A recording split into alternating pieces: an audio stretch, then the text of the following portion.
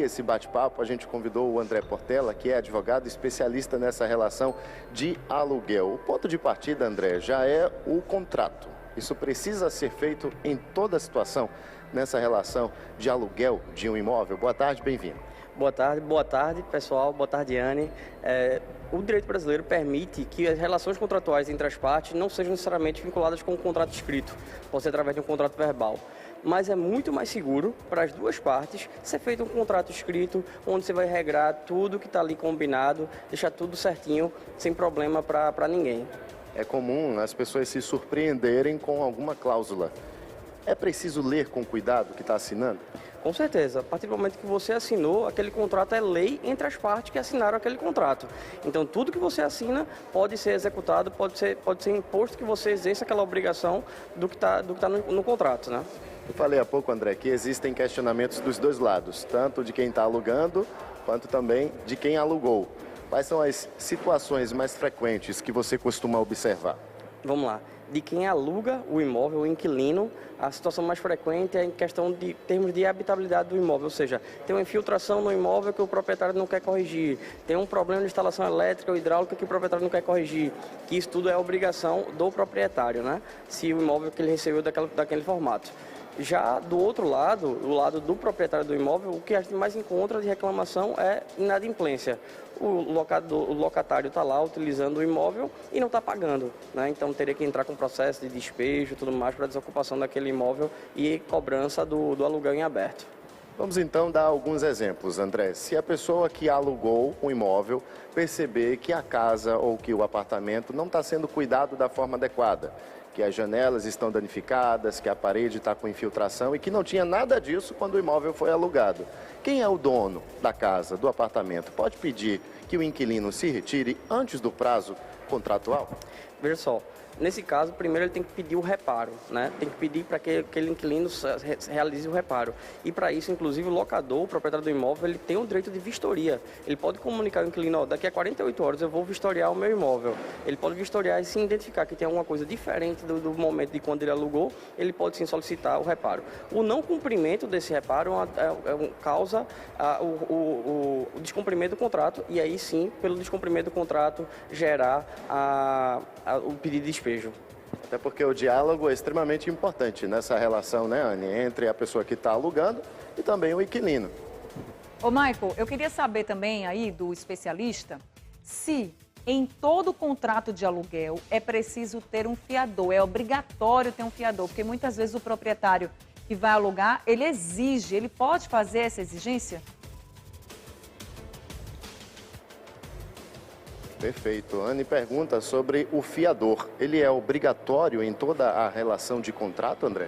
Não, o fiador, Anne, é uma das modalidades de garantia do contrato de locação. Você pode ter a caução, que é o depósito do valor em dinheiro que é corrigido pela poupança, você pode ter um seguro fiança, pode ter um seguro garantia, pode ter uma caução inclusive em imóvel, que seria uma garantia de um imóvel para garantir a locação. Isso acontece em operação de locação mais alta, mas o fiador é uma das modalidades. Mas a partir do momento que o fiador se declarou como garantidor daquele contrato, ele responde integralmente pelas dívidas.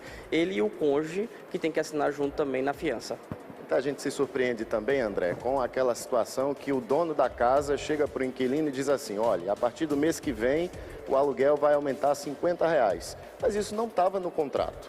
O dono do imóvel pode fazer isso? Não, o reajuste do valor do contrato de locação é pelo índice de reajuste oficial que tiver previsto no contrato realizado anualmente. Ou seja, cada ano de locação pode ter o reajuste pelo aquele índice. Agora, se o contrato acabou, encerrou o prazo contratual, vai renovar o contrato, aí as partes podem novamente ajustar um novo preço da locação. Por isso que é tão importante fazer o contrato em todas as situações. Mas, por exemplo, terminou esse contrato e o dono da casa verificou que realmente a casa está num estado muito complicado, ele pode exigir até mesmo na justiça que o inquilino pague aquele dano ao imóvel? Ele pode exigir o pagamento do dano, pode exigir que o inquilino faça o reparo e pode exigir inclusive o valor do aluguel do período necessário para realizar esses reparos. Ou seja, se eu vou ter 2 meses de obra para que o imóvel fique de acordo novamente da forma que eu entreguei, eu posso exigir o pagamento dos aluguéis durante esse período de obras também. Perfeito, André. Um assunto muito importante, até porque tem muita gente acompanhando o meio-dia que tem um aluguel, que está querendo alugar algum imóvel E a gente vai continuar falando sobre esse assunto e pedindo, né, Anne, para você que está acompanhando em casa, mandar a sua pergunta, que a gente vai aproveitar a oportunidade para conversar aqui com o André sobre esse assunto. É com você.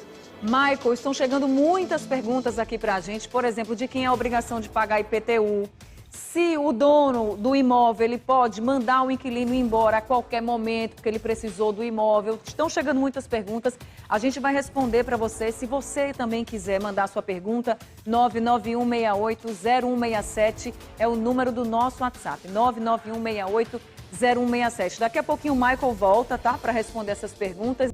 Meio-dia está de volta, agora são 1h24 da tarde. Vamos voltar a conversar com o Michael Carvalho, tirando dúvidas sobre aluguel, os detalhes no contrato do aluguel. Michael, eu recebi aqui algumas perguntas, nossos telespectadores não se identificaram, mas tem uma pergunta aqui que é do proprietário de um imóvel. Ele diz assim, são duas casas, né, e tem 2 inquilinos. Um dos inquilinos resolveu colocar uma câmera na casa, no sentido do portão de saída. Eu acho que deve ser um portão só e as 2 casas. E aí o proprietário está perguntando se ele pode pedir para retirar essa câmera.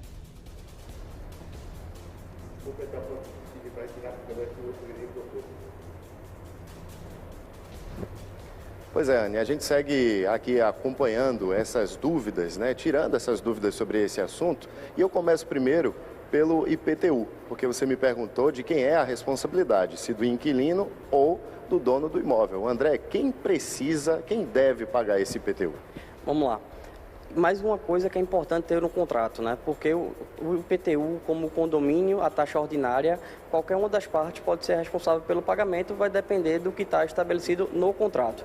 A única coisa certa é que a taxa extraordinária de condomínio, essa sim é sempre de responsabilidade do proprietário. No caso das câmeras de segurança, por exemplo, um vizinho colocou essas câmeras, o outro não gostou. Como é que fica essa situação? Deve recorrer à justiça, à polícia? Como é que faz? Isso aí já é uma questão de direito de vizinhança, né? Não tanto em relação do locatário com o locador, com o proprietário do imóvel. E aí sim, se estiver invadindo a privacidade de uma pessoa, pode sim recorrer ao judiciário para tomar a decisão de se fica ou se sai essa câmera. Aí tem uma outra situação, André, que é aquele casal que está se separando. Por exemplo, o homem ou a mulher que são donos aí de um imóvel. De quem é a responsabilidade de decidir se o inquilino permanece na casa ou não? Porque muitas vezes uma das partes quer o dinheiro da venda do imóvel. Vamos lá, assumindo que os dois são proprietários do imóvel, eles têm que chegar em um acordo, se vão vender ou se vão permanecer com a locação. Se não tiver acordo, vai ter que ir para o juiz do divórcio, para na partilha definir o que é que vai fazer com esse imóvel. Se vai partilhar o aluguel, que é o fruto desse imóvel, ou se vai realmente fazer a venda e dividir o valor da venda do imóvel. Eu te perguntei há pouco sobre a situação do pedido de devolução da casa, porque muita gente já passou por isso. Está na casa há algum tempo e aí o dono chegou e disse que queria a casa de volta, queria o apartamento de volta. Quem alugou, André, precisa sair imediatamente se ela não puder ou não quiser. Ela pode? Vamos lá, existem algumas hipóteses previstas em lei para isso, que o proprietário pode solicitar a devolução do imóvel, por exemplo, para uso próprio. Diz, ó, me separei, agora vou precisar desse apartamento de volta para uso próprio. Você tem que notificar o inquilino com um prazo para sair, que esse prazo não pode ser inferior a 30 dias. Aí vamos a uma outra situação, Anne. Por exemplo, o dono da casa faleceu. Como é que fica? Precisa fazer um novo contrato? A esposa, a viúva do dono do imóvel, precisa realizar essa nova documentação, André? Existe a sucessão da obrigação, ou seja, quem recebe em herança esse bem também ele continua a responder pela obrigação de cumprir o contrato por sucessão. Não precisa fazer um novo contrato, mas a gente recomenda que se faça um aditivo contratual para contar essa história e dizer que o novo inquilino agora é a esposa ou algum filho, algum herdeiro. Pois é, André, obrigado, viu, pela sua participação aqui com a gente, falando desse assunto tão importante. E a dica geral é fazer tudo por contrato. Tudo precisa estar em contrato para não ter dor de cabeça, né, Anne? Não só para o dono do imóvel, como também para o inquilino. É com você.